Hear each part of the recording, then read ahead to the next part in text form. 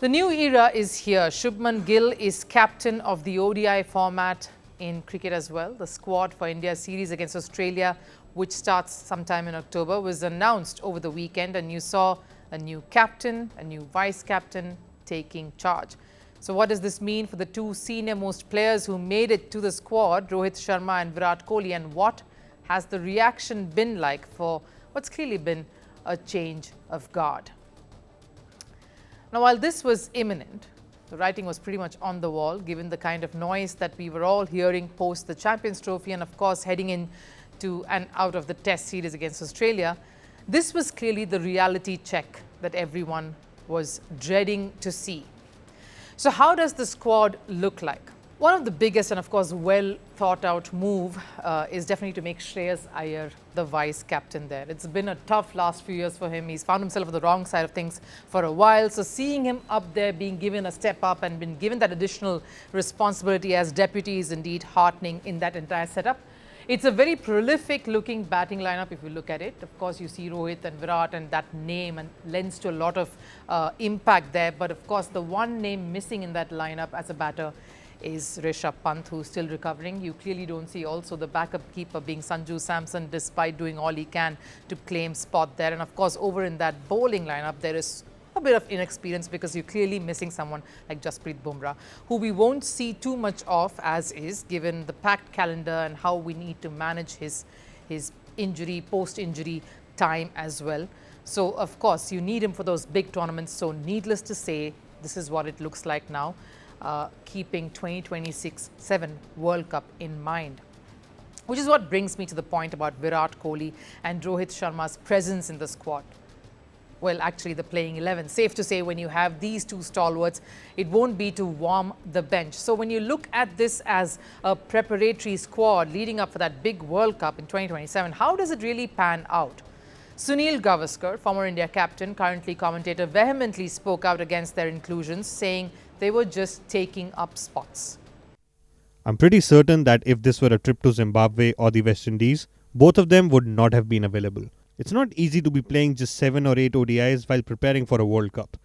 They will have to play the Vijay Hazare Trophy. That's one way to stay in trim and maintain match practice. Gavaskar clearly not happy with the way the squad looks. The next 2 years are critical when you talk of preparing yourself for the big one, the one that India heartbreakingly missed out on when they lost to Australia in the final. So oddly enough, the chief of Selector, though, also agrees that time is less and fixtures more so. It's a format that is played the least now. So you don't get that many games to give the next guy that much time to prepare himself or plan. The last one-day game we played was in March at the Champions Trophy.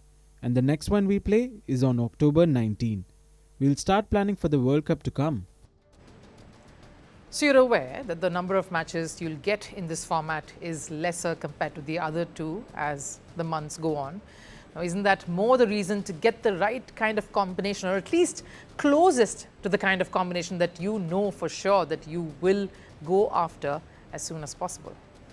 It's very difficult to have 3 different captains for 3 formats in terms of not just selectors, but more importantly, even for the coach to plan with 3 different people is never easy. At some stage, you've got to start looking at where the next World Cup is.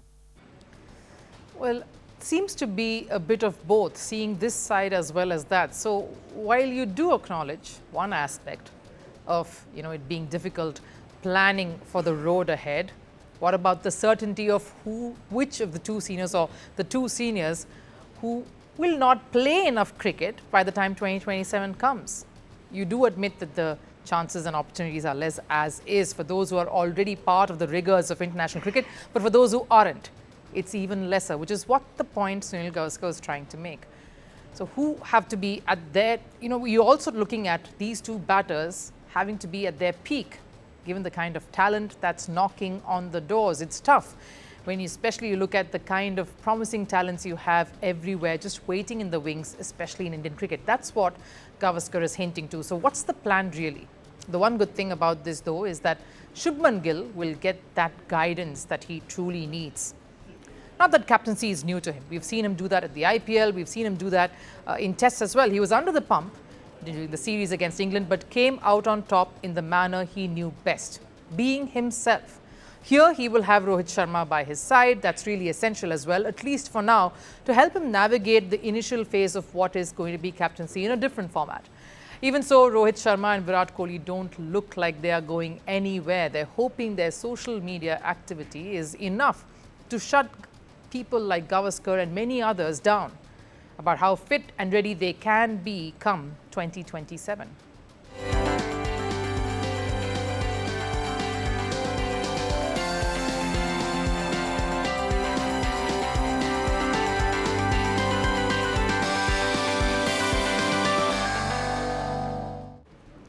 The point they're trying to make is as leaders in that batting lineup, they will be key and they're willing to go the distance to stay that way come 2027 World Cup. So while most of the squad selection spells somewhat the right kind of thinking, looking at the way forward for Indian cricket, few questions remain unanswered. And maybe some of those answers could come during the series against Australia. Question is, will action be taken to course correct at that point when you look at Mission 2027? Want the facts? The latest developments? News that gets straight to the point. Well, we've got all three just for you. This is Firstpost Live, a brand new show, your window into what really matters. Don't miss it.